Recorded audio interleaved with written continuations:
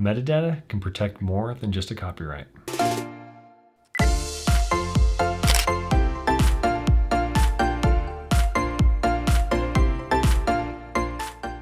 Welcome to the Visual Center. I'm Trent. And in this video, I'm going to try to convince you of the importance of metadata. Meta means something referring to itself. So metadata is just data about data. For photographers, when talking about image metadata, we mean information about an image. Since digital images are made up of data, this information is called metadata. It's pretty simple. This is what a JPEG looks like when opened in a simple text editor. There are over 2,000 pages of data. This is the data of the image, and when it's interpreted correctly by specific software, it looks like this, an image. Now, if I wanted to learn more about this image, let's say the exposure information or perhaps who took the photograph, I can preview or even open the image in image editing software, locate the metadata, and find that information. This can be incredibly helpful when learning about photography. If we find an image with an interesting amount of motion blur, we could take a look at the metadata and see what shutter speed the photographer was using. Or perhaps we find an amazing image and want to see more of that photographer's work. Metadata should contain a copyright information, thus leading to the photographer's name or maybe even a URL. Now, here's what image metadata looks like in Photoshop. All we have to do is just go to File, File Info, and now we can see information like what camera and lens were used, the aperture, flash information, and who owns the image. It's me. Now here's what image metadata looks like in Lightroom Classic. Just go to the library module, then the metadata drop-down on the right side column. We see the same information that we saw in Photoshop. Now there's this drop-down to see different formats of the metadata or different information. Now here's what image metadata looks like in Capture One. Select this metadata icon, the circle with the letter I. And again, we see the same information we saw in Lightroom and Photoshop, maybe organized a little bit differently. And here's what image metadata looks like in PhotoMechanic. Now, just as a side note, metadata is where PhotoMechanic shines. I used to spend loads of time in PhotoMechanic when I worked as a photo editor. There is no better software for managing your image metadata. So in PhotoMechanic, just hover over an image thumbnail and select this letter I icon in this corner. This is the image metadata. And lastly, here's what image metadata looks like in Finder. Just right-click on an image and select Get Info. Now drop down More Info. As you can see, there isn't as much information, but we still get the basics. Now do be careful with your metadata. GPS coordinates can be included, and this is especially true with images from smartphones. If you post an image online which contains GPS coordinates, anyone can find out where you are or where you live. Now, editing software will provide an option to edit the image metadata or even scrub the info prior to export. Now, I classify image metadata into 4 main categories.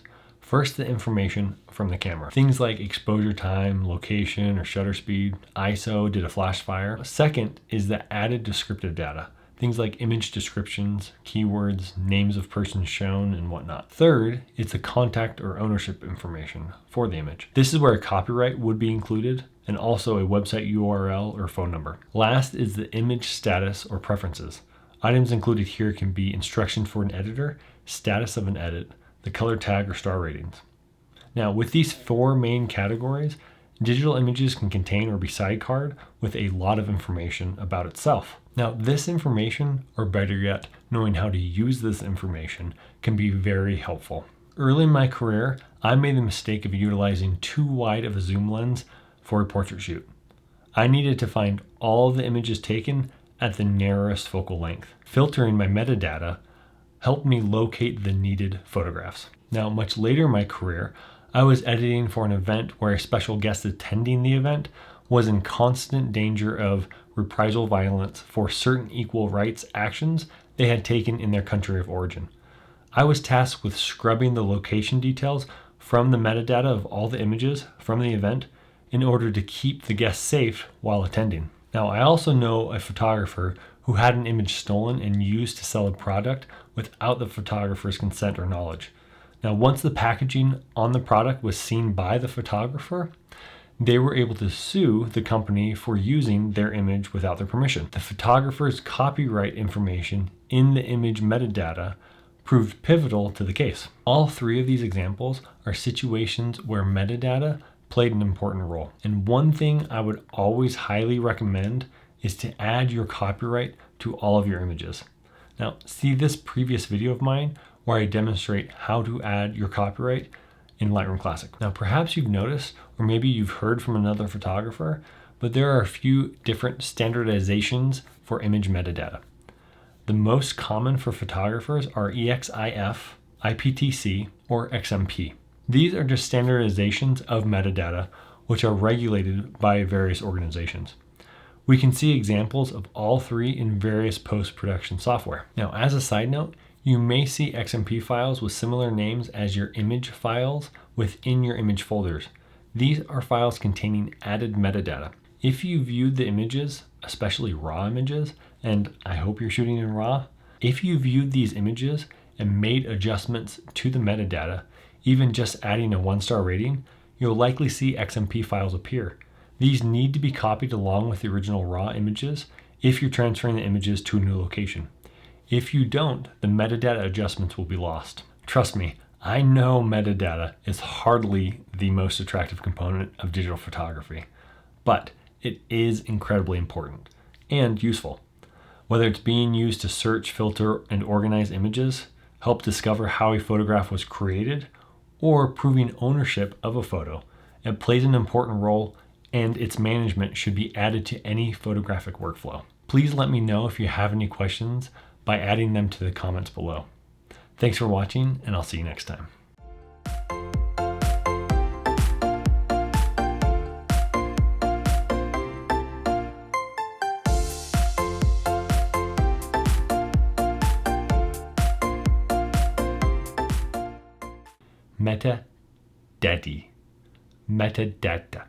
Metadata.